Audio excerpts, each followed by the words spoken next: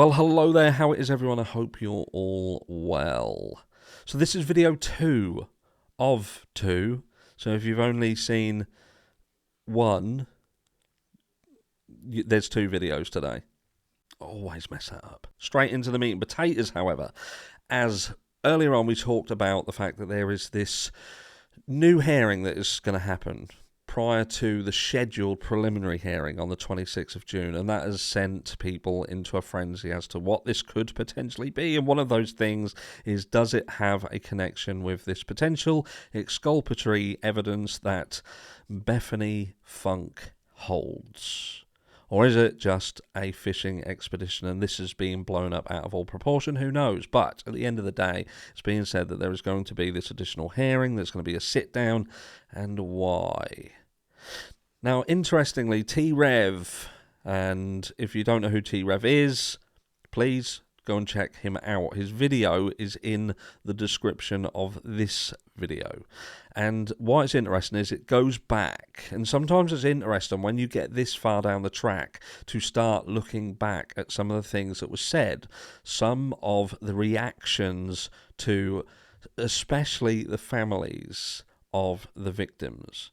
Because it's those reactions that make you raise your eyebrows and make you question why they had that specific reaction when the narrative being pushed doesn't support their behaviours and their statements. And what do I mean by that? What do I mean by that?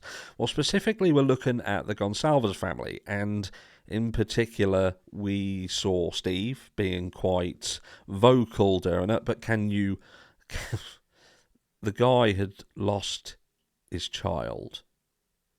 Do you know what I mean? I would be tearing the world a new arsehole. So, you know, you can't say anything bad about him. You can't say anything bad about the guy. At the end of the day, he was behaving in a way that best at the time portrayed how he felt about the situation. But they were interviewed, them as a family were interviewed, and they particularly were talking about the fact that certain people had been, how should we say, cleared very early on. And when you hear this, it makes you think, right, so who do you think about when you think people were cleared really quick? Now, you could think of Jack Showalter, for argument's sake, the guy who was in the Grub Truck video and subsequently left the country, went to a non-extradition country or continent.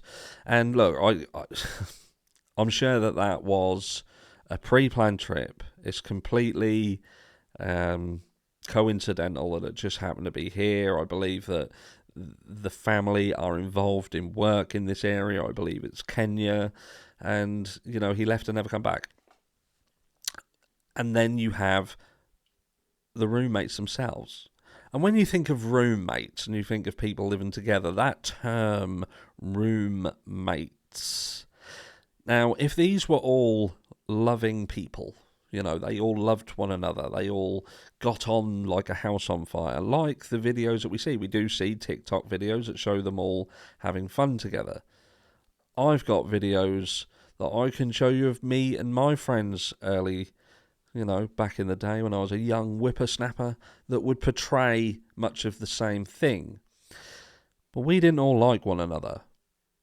And there were friends who very quickly turned into enemies, especially when boys and girls go into the mix together, and then some of the things are fueled by parties and alcohol. Things can break apart quite rapidly. And I hate to say it, but especially with females. Females nowadays, I've seen it with my own children, they're it looks like a complete lack of empathy towards one another, and they fall out of friendship very, very quick.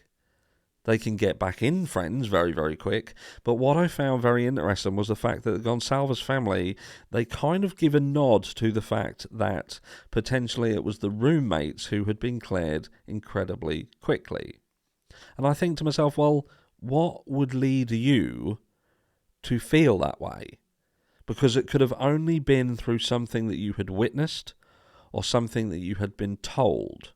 Now, there is obviously a gag order, so they can't just come out and blurt out what it is, but there is a frustration around them. There is anger around them. And there's been this from the start. A lot of it was to do with law enforcement, their handling of it. But there's just something for me that sits there, and people have forgotten so many things. People have forgotten so many elements and nuances to this case, such as we've heard audio of statements such as they're going to get you for this. And then when you pair that statement and that phone call and the conversations being had and who was there on that night while them conversations were being had, and they just happen to be people who have disappeared and ventured out and never come back, and just after things like they're going to get you for this have been said, and then later on they lose their lives. How have people forgotten about these things like they didn't exist? There is such a naivety that people are shown something like Brian Kohberger is paraded out like some, sideshow freak, and then everybody starts forgetting what we've learned up to that point. And some of these things were bollocks, but some of them do, when you pair them with the event, there's questions there. There's things that have to be answered. Now, they don't have to be answered to us, but the process has to look at it. Because remember, the biggest thing that we don't know up to this point is, yes, there was this heinous crime, this heinous act, but we don't know why. We don't know why it happened. Even if it was Brian Kohberger, why did he do it? And why did he specifically do it to this group of people? And again, I bring your attention to some of the things that were in the background. The Hannah Clary situation, that exists. However much people want to stick their head in the sand and ignore it, that situation exists. And there, no doubt, are situations where rich and wealthy people can impact other people's lives, and money can be paid to make that go away. It happens. It happens. Whether, again, you want to stick your head in the sand and ignore it, it happens. It's not some sort of conspiracy theory. It's a true reality, a harsh reality of what life is like for some people and in some walks of life.